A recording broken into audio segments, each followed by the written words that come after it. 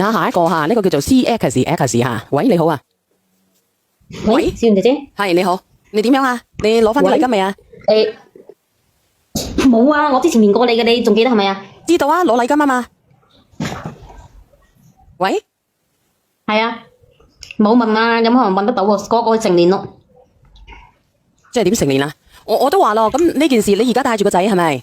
即係女啊，你而家帶住個女，而家個女冇人幫你帶，係啊，你睇下有冇身邊嘅朋友可以幫得到你？你有錢嘅或者個女帶佢全托，你個女有幾歲？2歲大啦吧2歲1個月啦，仲未識講嘢㗎佢啊，仲未，放去幼兒園，然之後走去打工，因為你冇錢。未識講嘢啩？點解唔識講嘢咧？2歲幾大？佢未識講嘢啩？識唔識？即係就係識簡單講2個字啲咯。你揾個阿姨嚟帶佢，如果你冇錢嘅，即係未識講圈，未識講圈。你聽我講 CX，你而家揾個阿姨嚟幫你帶下，朝頭早你走去打工，打份幾錢嘅工啊？打份5、6千蚊嘅工，或者4、5千蚊嘅工。你邊度啊？你而家喺邊度啊？去邊度打得到啊？帶住咁就。你帶住細蚊仔個小朋友要去教，或者揾個阿姨去請，唔係你點生活啊？我問你。清遠嘅咯。我問你，你點生活啊？清遠㗎。我而家問你，你點生活？啊？點樣揾阿姨喎？去請啊！我都已經租成年啦，帶住個女。咁邊個俾錢你用啊？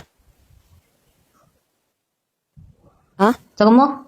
邊個俾錢你用啊？就咁樣過咯。邊個俾錢你用啊？冇啊，冇人俾啊，冇人俾啊。咁你點生活？啊？你又唔夠膽講？一個月唔點食咯，食400-500蚊咯，伙食費啊。咁你食400-500蚊，你都要有錢噶，邊個俾你啊？唉，所以咪話冇人幫我帶細蚊仔好煩咯。唔係話冇人話，你都唔夠膽講俾我知。幫我問我冇攞翻禮金，你又話冇，即係點講咧？你都唔聽我講，你都唔話俾我知，你都唔夠膽話俾我知，你冇錢用，你都唔夠膽話俾我知啲錢喺邊度嚟嘅，啱唔啱啊？啲錢係自己之前存到噶嘛。咁你而家剩翻幾多錢養唔養活你自己先？而家個小朋友2歲幾啦，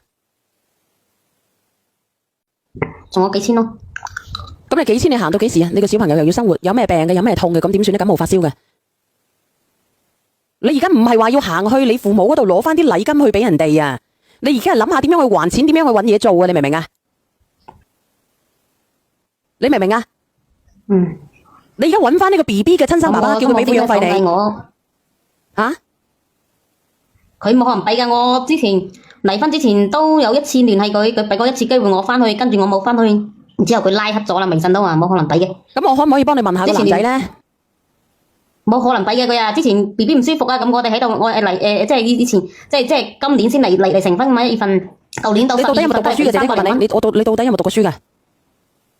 有啊，讀到初中咪畢業啦。咁但係你理解能力都算叻噶嘛？你同你嘅前夫離婚係因為咩問題啊？前夫佢冇可能俾生活費㗎，人哋我知道你個小朋友唔係你嘅前夫噶嘛？咁點解要離婚啊？你帶住個肚嫁咗俾佢，佢點解要同你離婚？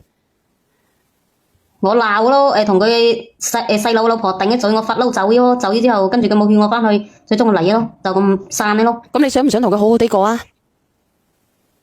都已經嚟咗咯。咁你想唔想再過啊？佢冇可能俾機會你嘅，佢都話呢世都冇可能同你咩咯。咁點解要同佢個細佬個老婆嘈咧？當時係咁樣嘅，當時咧端午節嗰日嘈嘅時候咧係咁樣嘅，佢話我話諗住聽日佢就日結光咁。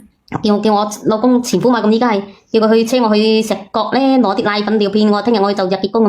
然之後佢細佬老婆插一嘴入嚟，佢話就去揾咁多錢去揾咁多錢，又咪咁屋企啲老人家幫我帶細蚊仔點，跟住咧佢就話聽日唔係同阿哥啲去照下啲隻傷口，去就咪要二胎嘛，佢話咁嗰時候我個女先1個月多啲啫嘛，咁我咪剖腹產嘅，咁剖腹產嘅話咧都係2個月。2個月，唔係2年之後先可以二胎啦嘛，最後就係建議2年之後先要二胎嘛。跟住咧佢咪同佢頂咗之後，我就發咗嬲走咗咯。咁你咁樣好唔好？我幫你打個電話去問下呢個男仔要唔要你先。唔要噶啦佢啊！你打唔打過去問下佢要唔要你？因為咧你啲禮金咧你冇辦法去攞翻去俾個男仔嘅，你攞唔到嘅。你父母根本冇可能俾翻啲禮金你去俾個男仔。我已經我自己墊咗俾，即係自己墊咗俾佢啦。咁墊咗俾佢嘅話，咁你咪自己而家諗辦法去做嘢咯。咁你親生父母又唔幫你帶啦，你養父養母又唔幫你帶啦。你到底今年幾大噶？我92年嘅，身份證嘅話唔係啊，身份證啊，我養父嗰度幫我整到87年嘅。你咁樣啦，你92年嘅話34歲咯。我知道啊。身份證嘅話就39咯。我知道，我知道啊，妹妹。唉，你而家咁樣，要麼咧你就放你同你養父養母嘅感情好啲，定係同你親生父母感情好啲啊？我親生父母嗰度都冇聯繫過嘅。咁你養父母嘅感情好唔好啊？即係都有聯繫，即係咧冇來往過噶嘛。咁我而家問你養父母同你感情好唔好？就係唔好咯。就係唔好係因為咩問題？即係嗰陣時離婚，我咪翻屋企住嘅，咁住嘅話咁我住咗1個星期咁樣左右啊。我大佬嘅個女，佢差唔多20歲啊。咁我咪同佢打交咯。咁然之後咁你點解又同你大佬個女打交啊？你30幾歲咯？佢叫我扯嘛，佢叫我扯啊，佢叫我翻到公太嗰間屋住，即係佢有2間屋噶嘛，個間屋係1樓嘅，好潮好濕噶嘛咁噶。佢叫我走，咁我忍唔住，我聽，即係聽唔過意，咪一巴打喺佢面咯，跟住咪打起身嚟咯。你都係一個極品嚟嘅，姐姐，